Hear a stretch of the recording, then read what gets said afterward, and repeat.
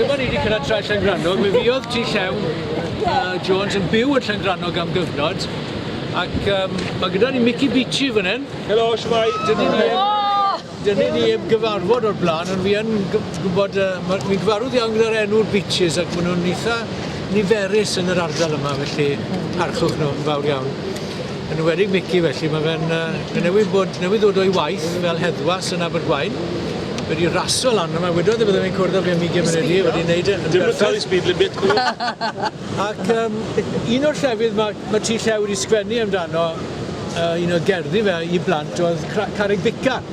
Mae Carreg Bica yn eitha enwog i bobl sydd wedi bod yn y gwersylla yn yr urdd. Mae Carreg Bica, a rai chi fel lawr i weld Carreg Bica.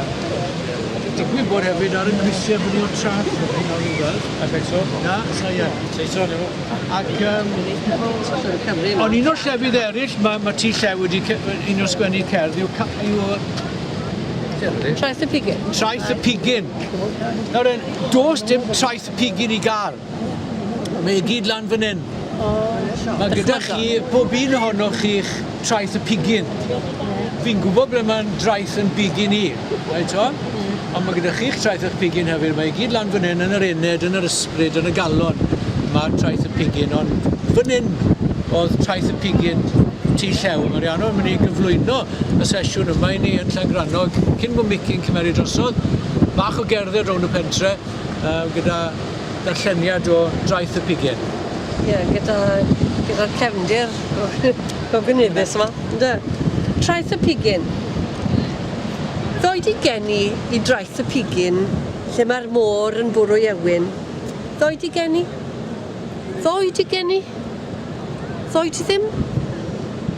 Ddoed i gwyd i castell tywod a rhoi cregyn am ei waelod. Ddoed i geni? Ddoed i? Ddoed i ddim? Fe gawn yno wylio'r llongau a chawn redeg ras ar tonnau. Ddoed i geni? Ddoed i ddim? O, mae'n braf ar Traeth y Pigyn, lle mae'r môr yn bwrw Ewyn. Pan fo'r awel ar y creigiau, pan fo'r haul ar las y tonnau. Tyrd gen i Traeth y Pigyn, fe gawn wyliau hapus wedyn. Ddoed i geni? Ddoed i geni? Gwn y doi. Iawn. Traeth y Pigyn, felly ni wedi cyrraedd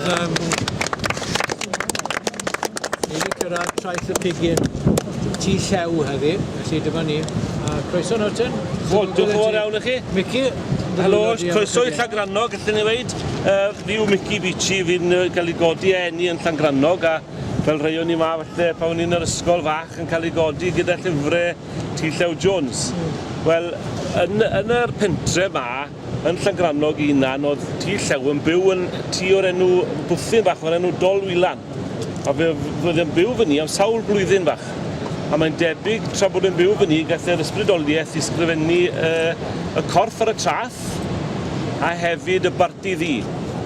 Wel, mae'r Barti Ddu, mae hanes y Barti Ddu, a mae rhyw gof dy fi yn adrodd y ffaith bod wedi bod ardal wedi disgrifio yr arfordir y bwys Cwmtidi.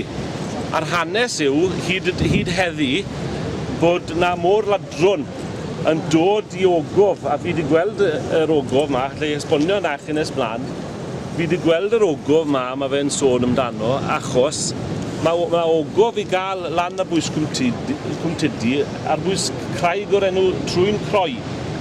A mae'r ogof honno yn mynd lan trwy'r graig i gyd, a mae'n dod lan o dan ffarm Llangrannog. Maen nhw'n weid, a fi wedi bod mewn i'r ogof yn unan. Ond sa'i wedi bod mor bell a dod lan o dan llawr y gegin yn Llangrannog. Gyda nhw bach o sioc, fi'n credu, sy'n un o lan, stico yn ben o dan y bwrdd fyny, fi'n credu. Ond ar hanes, a fyna gath yr ysbrydoliaeth i ysgrifennu Barti Ddu a corff ar y traeth. Wel, fel chi'n gweld, fi wedi dod syth o'r gwaith, a fi yn heddwas yn Abergwaun, ond hefyd fi'n pysgota dim llawn amser, rhan amser yn Llangrannog, yn cadw'r un traddodiad i fynd o pysgota am lobsters, cimwch a crancod brown crab yn y fe. So, odw, fi wedi bod byw ma'n o'r lloes, fi wedi gweithio lan yn y Midlands, yn Liverpool, Briste a llefydd fyny ar y adran cyffuriau, ond fi nôl lawr yn byw yn Llangrannog. Dwi'n byth. Ond mae fe yn ardal neis yn dweud. Gobeithio bod chi'n mwynhau yma. A fyddech chi moyn lan i weld Ddiwylliannol ble wedi tŷ Llew yn byw.